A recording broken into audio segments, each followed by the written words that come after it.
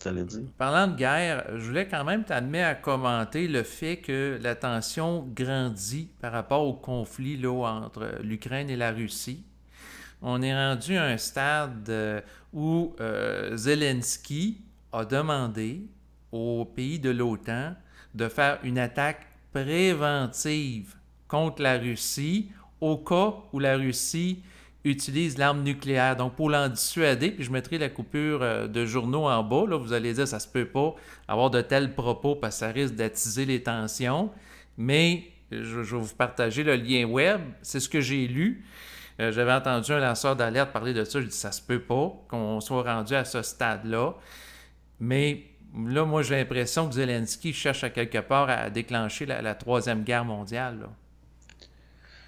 Ben oui, ben, il est pas. Moi, je trouve. Ben, dans le fond, dans le fond, c'était rien qu'un pion des Américains, moi, à mes yeux, Zelensky, puis de l'OTAN. Puis l'affaire, c'est que. Il y a du bluff un peu, parce qu'il sait qu'ils peuvent pas faire ça. Si un pays de l'OTAN attaque la Russie pour une raison préventive, il va l'avoir pareil, la Troisième Guerre mondiale, parce qu'immédiatement, la Chine puis l'Iran, qui sont des alliés de la Russie, tombent automatiquement en guerre contre l'OTAN. Puis là, on tombe dans une dynamique de la bipolarité, c'est-à-dire d'un côté, on va avoir les pays de l'OTAN, puis ensuite les piliers affiliés là, à la Russie. Donc, juste ça, tu peux pas éviter la guerre en faisant ça. Ça se tient pas. Ça serait le début de la guerre officielle. Faire une attaque préventive contre la Russie. Donc, il sait du bluff en partie, mais il dit n'importe quoi, ce gars-là. Il dit vraiment n'importe quoi.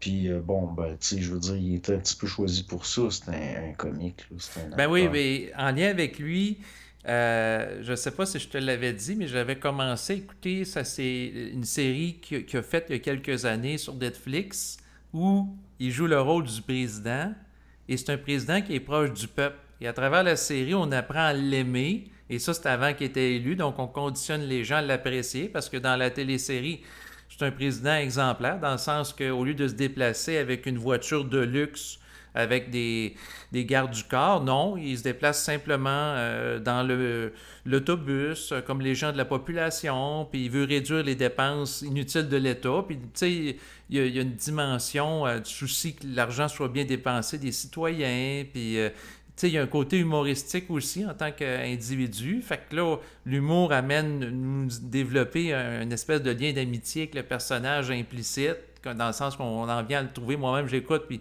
avec ma compagne, on riait, puis on le trouvait sympathique. Puis on dit, regarde, il y a du bon sens, il veut éviter des dépenses inutiles.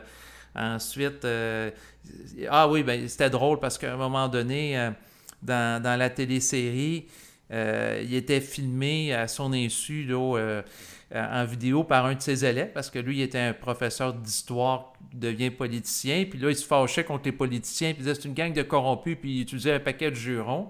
Et à son insu, ça s'est retrouvé sur les réseaux sociaux. Puis là, il y a eu des milliers de vues. Puis là, les gens, un mouvement populaire qui ont dit il faut vous arrêter pour lui, il dit les vraies choses, comment qu'on pense. Fait que ça me fait rire parce que ça me fait penser au phénomène qu'on cherche à trouver quelqu'un qu'on dit qui vient du peuple pour induire l'idée qu'il est comme nous, pour que les gens qui sont en rébellion contre l'autorité s'identifient à lui, alors que précisément derrière lui, il peut y avoir une autorité invisible qui cache son jeu en créant une forme d'opposition Ben, contrôlée à son propre système. regarde, là, Zelensky, là, il est en train de détruire complètement son pays. Puis, pour les Américains puis l'OTAN, eux autres sont prêts à aller jusqu'aux derniers Ukrainiens. Puis lui, il marche là-dedans. Puis, tu sais, Mais non, il fait ça pour le bien de la patrie, il veut pour... rien savoir de règlement diplomatique. C'est lui qui veut pas négocier, il le dit lui-même. Non, envoyer plus d'armes. Puis, il a l'air d'un gros Christ de cornichon. Il a vraiment l'air cave, ce gars-là. Moi, j'en reviens pas à chaque fois. Puis, il est toujours là. Et là, il faut des armes, puis l'Ukraine est invincible. Puis, ben oui, mais Chris, sérieusement, que ouais, toute l'Europe est en train de se ruiner. Puis, parce que ça serait fini, ça ferait longtemps. Mais l'affaire, c'est que pour des conneries, je veux dire, vraiment une guerre entre les Américains puis la Russie, là, puis l'Ukraine sort d'Afghanistan, là, un peu comme dans le temps. Les Américains, ils vont sacrifier jusqu'aux derniers Ukrainiens, ils s'en foutent. Fait que ce gars-là, il trahit son peuple complètement. Il devrait chercher une solution diplomatique. Mhm. Mais il veut rien savoir, il y a une mauvaise foi, tu peux pas négocier avec. Fait que il veut pas négocier. Lui, c'est non, il n'y a pas de compromis, puis c'est ça, puis c'est tout. C'est eux autres qui bombardaient le, le Donbass, puis c'est Ouais, pas les la Russes. région de l'Est de l'Ukraine. Et je vais aussi t'amener à commenter ce qui s'est passé dans les dernières semaines. C'est-à-dire qu'il y a eu des référendums qui ont été tenus par les autorités russes où il était question que les gens, justement, des villes du Donbass, donc à l'est de l'Ukraine, auraient voté pour qu'ils soient annexés avec la Russie. Or, c'est sûr que si la Russie qui a tenu le référendum, on ne peut pas dire que c'est une instance internationale neutre et objective. Donc, probablement que les élections étaient biaisées. Ouais, Euh, mais de toute façon, c'est rien qu'un exercice pour la forme. Parce que ce que Poutine, il veut, il y a déjà eu des référendums dans le passé, puis ça avait passé. Fait que Poutine qui organise après un référendum pour la forme, puis que ce soit fraudé pour avoir les mêmes résultats, c'est juste pour la forme, là. c'est ça. Mais en même temps, au niveau stratégique, c'est que là, Poutine peut dire que des gens ont décidé de se séparer de l'Ukraine, donc de devenir autonomes. Et si les gens ont voté pour ça d'une manière démocratique, ben lui, il va chercher une légitimité derrière ça en disant que les gens consentent à ça. Et la minute qu'ils sont annexés à la Russie, ce qu'il a déclaré, c'est que si on attaque des gens de la population russe, donc on les inclut, donc au lieu que ce soit un peuple autre, c'est des Russes à part entière.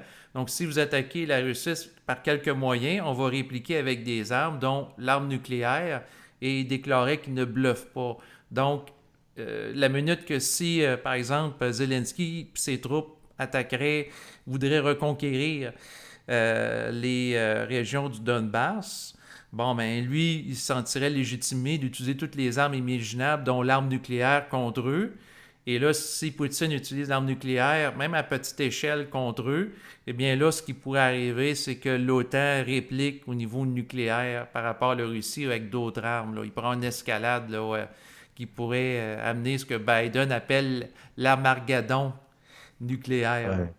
L'intérêt de l'OTAN, c'est dans sa guerre par rapport à vouloir entretenir une guerre, parce que, dans le fond, c'est les Américains qui font de l'argent avec ça, qui, leur économie est sous perfusion, puis ça arrange les Américains, cette guerre-là. Admettons que Poutine, il y aurait une explosion nucléaire en Ukraine, Mhm. je pense pas que les Américains, ils s'en calissent. Va falloir un jour s'en rendre compte de ça. Les Américains, ils s'en foutent des Ukrainiens, mais vraiment, là, ils en ont rien à faire. C'est pas une question de principe, c'est pas par humanisme, c'est par intérêt. Donc, si Poutine détruit l'Ukraine, les Américains vont pas détruire toute la planète en entrant dans une guerre nucléaire avec Poutine par rapport à l'Ukraine. Ils s'en foutent de l'Ukraine. Tout ce qui compte pour eux autres, c'est ce qu'ils peuvent en tirer de la situation. Donc, je penserais pas qu'ils répliqueraient les Américains. Mais, Tellement que, ouais. heureusement que c'est Poutine hein, qui est là. Parce que, bon, je dirais, il y en a d'autres que ça ferait longtemps qu'ils auraient réglé ça. Puis Poutine, il essaye d'être. Il fait attention. Mais Zelensky, là, avec les satellites qu'ils ont, les Russes, puis de la technologie, il pourrait être déjà mort, là. Bon, en tout cas, tu sais, le seul, moi, ben, ils savent que s'ils en font un martyr, ils sont faits. Ils ont déjà perdu la guerre de l'image à l'international. Fait qu'il fait attention. Et c'est Mais peut-être la moi, je suis raison. pas Oui. aussi patient que Poutine, hein. Mhm. Puis, dans le fond, le monde sont bien chanceux que c'est Poutine que c'est quelqu'un comme Poutine. J'arrête pas d'entendre du monde le traiter de fou. Ben, je dois être pas mal plus fou que lui. Parce que moi, j'ai pas cette patience-là. Vraiment pas. Dans le fond, Poutine, il s'est fait avoir dans le sens qu'il a traversé la frontière, puis il se faisait japper après, il y avait le feu à sa porte, puis il a fait l'erreur d'embarquer. Mais il reste que j'ai pas confiance tout à fait en Poutine. Fait que moi, je pense qu'il y a bien du bluff là-dedans. Puis dans le fond, qui va payer, si c'est les Américains ou les Russes? Non, non, ça va tout être le petit peuple. C'est les Européens qui vont passer au cash. Ben, On dirait que l'hiver les se... Européens sont pas capables de se dire, ben peut-être que les Russes puis les Américains sont arrangés ensemble pour faire un théâtre pour ruiner l'Europe au profit des Américains, puis dans le fond, c'est au profit aussi de la Russie. Ben, Les sanctions, exactement. ça a aidé l'économie russe. Ben, si on regarde le scénario de la Deuxième Guerre mondiale, quand que l'Europe, l'Allemagne a été détruite par les bombardements des avions américains et des Alliés, ben, l'industrie américaine, c'est là qu'elle a connu les 30 glorieuses, là, les années 50, 60, Ouais, 70, parce que l'Europe, dans sa capacité de production industrielle, que ce soit l'Allemagne, la France, l'Angleterre, a été diminuée significativement, ce qui a donné un avantage à les États-Unis. Puis c'est ça qui a permis la croissance des ben oui. États-Unis. Donc si l'Europe est à terre à cause de la crise, liée avec les tensions géopolitiques entre l'Ukraine et la Russie, ben, c'est les États-Unis qui vont reprendre des parts de marché, puis probablement le dollar américain de la valeur. Ouais. En ce moment, les deux seules nations qui profitent vraiment de ce conflit-là, c'est les Américains et les Russes. C'est quand même spécial. Puis leurs alliés sont en train de payer pour ça. Les alliés des Russes, il y en a, ça leur nuit, puis les alliés des États-Unis aussi, toute l'Europe. Fait que si les Américains puis les Russes, secrètement, au niveau des agences de renseignement, ils s'étaient arrangés justement pour, OK, les Russes puis les Américains, c'est comme deux bullies dans la cour d'école. Mhm. Puis ils s'arrangent ensemble, ils disent, OK, toi, Ben, tu c'est vas faire comme... de l'intimidation, moi, je vais faire de la protection, puis ouais. on va se faire payer les deux. Puis les caves, les élèves, c'est-à-dire les Européens, ils vont être pris pour me. Tu sais, on va refaire un racket de même. Toi, tu es le bully, moi, je suis le protecteur, puis on va faire de l'argent tous les deux. Mhm. Puis les caves d'élèves, les Européens, ils vont être entre les deux, puis ils vont jouer le jeu, puis ils vont se faire dilapider. Mhm. Mais il y a personne en Europe qui se rend compte que l'Union européenne, c'est n'importe quoi. Je veux dire, même le petit peuple britannique, ils vont passer par là cet hiver. Ça sera pas drôle. Tu sais, je veux dire, à qui profite la crime? Mhm. Ça profite aux Russes et aux Américains. Puis, je parle même à court terme, en tout cas. Ben, en tout cas, si on C'est, regarde ce qui s'est passé lors de la Deuxième Guerre mondiale, quand ils ont pris le contrôle de l'Allemagne nazie et le régime s'était foiré, ben, l'Allemagne a été divisée par rapport aux gagnants, dont les Américains et également les Russes. parce que les gens sont pas capables de s'imaginer que peut-être, dans le fond, les Américains puis les Russes sont alliés, puis que la guerre est contre le peuple européen, puis contre l'économie de l'Europe et de l'Union européenne. Il y a personne qui a pensé à ça. Oui, ben c'est comme dans le domaine de la lutte avec le phénomène d'opposition contrôlée. Les gens pensent que les deux lutteurs se battent entre eux, alors qu'il Ah oui. y a une entente tacite au préalable pour mettre en scène le combat, puis donner l'impression que c'est réel, puis être le plus vraisemblable possible pour que les gens n'y voient que du feu. Parce que dans le fond, ça a crissement l'air de la démolition contrôlée de l'économie de l'Occident puis de l'Europe par rapport à des intérêts qui font que finalement, s'il y a un gouvernement mondial à un moment donné, il va peut-être être multipolaire. Mais c'est clair qu'il n'y a pas un Christi de pays européen qui va avoir de l'autorité dans cette structure-là. Peut-être à part les instances financières avec des petits accents là, qui viennent des raccoins helvétiques. Là. Eux autres, bon. Mais il reste que, si on le regarde comme il faut, dire, ben, peut-être qu'il y a une complicité entre la Russie et les États-Unis pour complètement détruire toute l'économie européenne. Ben, il n'y a personne qui allume que peut-être, oui. Ils n'en ont rien Ben, à foutre des Ukrainiens, les Américains, les Russes non plus, dans le fond. C'est d'autres choses, là. C'est géostratégique, c'est lié à toutes sortes d'affaires. Mais les seuls qui payent, c'est les Européens. C'est à eux autres que ça va nuire le plus. Puis les seuls qui ont du gagnant là-dedans, c'est l'économie russe puis les Américains s'il y a une guerre. Fait que là, à un moment donné, être allié des Américains, c'est comme être allié d'un bourreau. avec, ben oui, contre un bourreau. Tu sais, je veux dire, ils n'ont aucun ennemi, dans le fond. Les dindons de la farce, c'est le peuple ukrainien puis c'est les Européens. C'est le peuple français, c'est le peuple allemand, c'est l'Italie que son économie va être impactée aussi par à peu près. Ça va pas bien. Ben, ça va être, dans le fond, j'ai l'impression, la crise qui se dessine pour les prochains mois, liée entre autres au chauffage, avec le refroidissement de la température dans l'hémisphère nord. Ça va être le terreau fertile pour la destruction de la classe moyenne, l'appauvrissement massif des Moi, gens. je pense que la guerre, c'est ça. La guerre est pas entre Vladimir Poutine et Joe Biden. La guerre est entre des élites hypocrites contre les populations. Mais en particulier, moi j'ai l'impression que le phénomène de la guerre en Europe dans les prochaines semaines va s'amplifier par rapport à l'Ukraine. Puis le fait qu'on leur envoie massivement des armes défensives, offensives, des instructeurs, c'est de mettre de l'huile sur le feu. Puis là, je lisais aujourd'hui qu'on va envoyer les pays, que ce soit les États-Unis, l'Allemagne, donc différents pays membres de l'OTAN, des unités, dans le fond, pour bloquer les missiles russes, parce que récemment, il y a des batteries antimissiles qu'on va mettre partout. Mais là, on s'implique de plus en plus. Là. Tu sais, le pas qu'on tire des missiles après avoir bloqué les ennemis, les Ouais. missiles des ennemis de l'Ukraine, mais on se rapproche de ça. Là. C'est pour ça que je dis, il est patient, Poutine. Oui. Parce que moi, ça fait longtemps que j'aurais considéré que je suis en guerre contre les États-Unis, le Canada, la Grande-Bretagne, l'Allemagne, contre tout le monde. Puis peut-être que, je sais pas, moi, sur un coup de tête, ben bon. L'arme nucléaire va être utilisée. Ah, moi, ce serait Londres en premier. Des obsessions, des vieux comptes à régler. Mais tu sais, je veux dire, quand t'es dans le feu de l'action, puis qu'en plus, t'as des grosses responsabilités, puis moi, je considère tellement clairement que oui, c'est une déclaration de guerre. Le Canada, ça fait longtemps qu'on y a déclaré la guerre à la Russie, dans le fond. Je veux dire, on entraînait les troupes ukrainiennes déjà dès 2014, en prévision de tout ça. Mhm. C'est.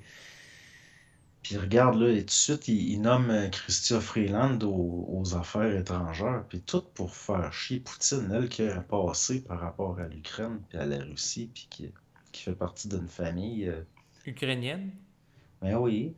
Fait que dans le fond, là, on y a déclaré la guerre à Poutine, ça fait longtemps, puis on Mais ça n'arrête devient pas. de plus en plus manifeste puis ouvert. Moi, ce Ah, que j'entrevois, c'est une escalade ou ce que ça devient de plus en plus transparent. Parce que là, si ouais. t'as... Ça doit être du théâtre. Je peux pas croire que c'est pas du théâtre. Je veux dire, j'ai l'impression que dans le fond, c'est la Russie et les États-Unis, c'est un théâtre. Puis que dans le fond, la guerre est contre les peuples de l'Europe. Je le vois vraiment de même. Parce que ça se tient pas trop pas de bon sens. Tu sais, ça se tient trop pas de bout. Moi, en tout cas, si j'étais Poutine, ça ferait longtemps que j'aurais perdu patience. Puis un maudit bout en plus. Là, il y en a, ils veulent aller négocier, mais les Ukrainiens veulent rien savoir d'une solution diplomatique. Il ne peut pas en avoir d'autre. Soit c'est une solution diplomatique, soit c'est une guerre nucléaire. Puis moi, à voir comment son mauvaise foi en face, je pense que je me ferais longtemps que j'aurais pesé sur le piton.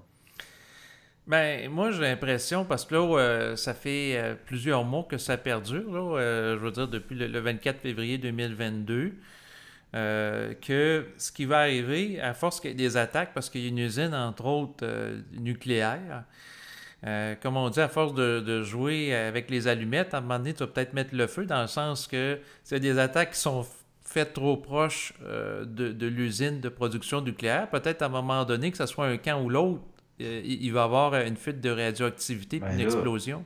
ben regarde, la centrale était contrôlée par les Russes, puis là, ils recevaient des attaques, puis tout le monde disait c'est les Russes. Mais c'était clairement les Ukrainiens, là. Moi, Déjà là, je là, on serais n'est pas même pas surpris qu'il capable y ait une des médias opération. honnêtes. Non, c'est ça. Les médias sont polarisés De pro-Ukraine. toute façon, les Russes, c'est eux autres qui l'ont bâti, cette centrale-là. Si tu regardes de quand ça date du temps de l'Union soviétique. Ils doivent savoir comment elle marche. Exactement, mais moi je serais pas surpris qu'il y ait une opération qui serait faite sous faux drapeau, où il pourrait avoir une attaque qui est faite de la centrale, puis un déversement de radioactivité, et qui Ben, serait perpétré par l'Ukraine, puis on accuserait ben oui. faussement les Russes pour utiliser ça comme prétexte par la suite, pour augmenter les sanctions contre la Russie, et légitimer peut-être éventuellement la Troisième Guerre mondiale. Ben là, comme là, Poutine il a accusé les services ukrainiens d'avoir fait sauter le pont là, Oui, en qui est Crimée, relié à là. la Crimée. Oui. Les Russes savent que les Ukrainiens, bon, sont quand même fines mouches. Ils sont fines mouches. Ils n'ont pas accusé les services américains. Mais moi, je suis sûr que c'est pas l'Ukraine qui a fait ça, là. Pareil pour le léoduc. Mhm. Bon, ben, ils sont fines mouches pareil, je veux dire. On dirait que ça fait leur affaire, eux autres et tout. C'est pour ça, moi, je pense que autant l'OTAN que la Russie, c'est malhonnête les deux côtés. Oui, mais en même temps, des fins stratégiques, peut-être que Poutine ne veut pas laisser croire à la population mondiale qui voit clair dans le jeu des Américains, puis que quelque part, il pense il dit officiellement que c'est l'Ukraine pour pas dévoiler tout son jeu, un peu comme quelqu'un qui joue au poker, qui sait très Ben, bien qu'il y a un as ou quelque chose, mais il fait semblant, ah non, non, j'ai rien, ou qu'il sait pas trop. ouais. Ben, tu sais, c'est parce que ça, les Russes, bon, sont fines mouches pareil, là. Mais dans le fond, c'est une façon de rire d'eux autres. Les Américains, dans le fond, ils ont tout le temps une certaine fierté quand on leur attribue des exploits. Mhm. Donc, c'est une façon peut-être les insulter. Mais une chose est sûre, en tout cas, tu sais, je veux dire, il y a bien du monde qui ne sont pas dupes, là, on s'en doute. Mais là, c'est comme à chaque fois que j'ose il y a quelqu'un qui me parle de Poutine, c'est un fou. C'est un fou, cet homme-là. Ben, pas moi, mais quand que je me promène dans la population, en effet, les gens sont tellement endoctrinés parce que la propagande médiatique qui court depuis le mois de février fait son effet. Fait que là, il a été diabolisé systématiquement, donc les gens disent il est mauvais, etc. Puis là, la mémoire se rigidifie au fil des mois, fait que ça devient difficile de faire changer les idées des gens ou faire voir un autre côté de la médaille. Il y a Ils se certaines. rendent pas compte, ça se tient pas. Ben, c'est ça, les contradictions, ils veulent pas les Ben, reconnaître ou. Ouais. quand tu connais le contexte de la politique russe, puis de la mentalité slave, puis si Poutine n'avait pas toute sa tête, ça fait longtemps qu'il serait plus là. Il s'en serait débarrassé, puis en tout cas, c'est comme quand Beria, en tout cas, il est trempé dans une affaire pour que Staline meure. Ça n'a pas pris une demi-heure, il était tout nu dans une cellule avec un fusil sur la tête, puis il y avait d'affaires à parler. Les Russes, c'est assez. Tu sais, je veux dire, si Poutine il y avait la moindrement un petit signe de faiblesse au niveau de son leadership, tu peux être sûr qu'il y aurait une purge, puis Poutine n'est plus là. Fait que le monde qui pense que tu es un fou, ils comprennent pas. Tu peux pas survivre à un poste de même autant de temps si t'as pas toute ta tête, parce que t'as d'affaires à en avoir plus que tout le monde. Non, non, il faut qu'il soit extrêmement intelligent parce qu'au niveau de l'interne de la Russie, il y a des oligarques qui voient au grain là, dans un Ben, sens. Là. hey, ça a tout été de même, la Russie. Fait que, puis tu sais, je veux dire, c'est des traditions d'empoisonnement, puis de. En tout cas, tu sais, je veux dire, oui, des fois, tu peux avoir eu dans certains contextes des gens qui n'avaient pas tout à fait toute leur tête qui ont été au pouvoir, mais ça faisait pas des. Tu sais, je veux dire, si on prend comme exemple, bon, Ivan le Terrible, il était pas tout à fait fou, c'est pas de la folie, ça. C'est un russe. C'est un russe. Des fois, il buvait trop, puis bon. Mais là, tu sais, je veux dire, c'est parce qu'on regarde ça avec. Ben, c'est ça, le monde sont conditionnés à voir Poutine comme un fou, fait qu'ils voient pas que de penser ça, c'est fou. Exactement, mais là, ce qui arrive, c'est qu'il y a un enlisement dans la programmation culturelle, la polarisation du mental, qui fait que de défaire la programmation par rapport à ça, parce que j'ai déjà essayé avec des personnes en disant, savez-vous que depuis 2014, l'Ukraine bombarde l'Est de son pays, parce que des gens qui veulent se séparer, le Donbass. Ils disent non, on n'est pas au courant de ça, Ben, puis les médias en parlaient pas. ouais. Quand il a commencé vers 2009 à avoir de l'instabilité en Ukraine, je l'ai regardé. Puis il dit, il va se passer de quoi par là à un moment donné. Mais finalement, l'Ukraine, là, ça a tout le temps été. En tout cas, Tu sais, je veux dire, c'est pas pour rien que des fois, t'as des films d'horreur européens qu'ils veulent montrer des affaires par rapport à du tourisme qui a pas de bon sens. Finalement, ça va être situé en Europe de l'Est. Parce que l'Ukraine, ben, c'est dans les places les plus corrompues qu'il y a pas, puis pas juste l'Ukraine, d'autres anciens pays. Des endroits qui sont vampirisés par Ah, l'astral. c'est incroyable, puis depuis longtemps. Ceux qui s'intéressent, là, vous regardez Olga de Kiev, l'histoire d'Olga de Kiev, comment ça commence, l'histoire de l'Ukraine. Tu sais, je veux dire. Puis elle est considérée comme une sainte par les orthodoxes. Puis c'est une génocidaire. Tu sais, c'est l'histoire l'histoire des Slaves, que ce soit ou même en tout cas, c'est toujours même de toute façon, il y a une partie de l'Europe, c'est vraiment spécial, là, ou même des pays qui sont pas slaves, là, comme les Roumains, dans le fond, on pense des fois c'est des Slaves, mais c'est des Latins. C'est des histoires il y a la pesanteur de la mémoire. Mhm. Il y a la. Bon, du coup, on dirait que ça a un effet.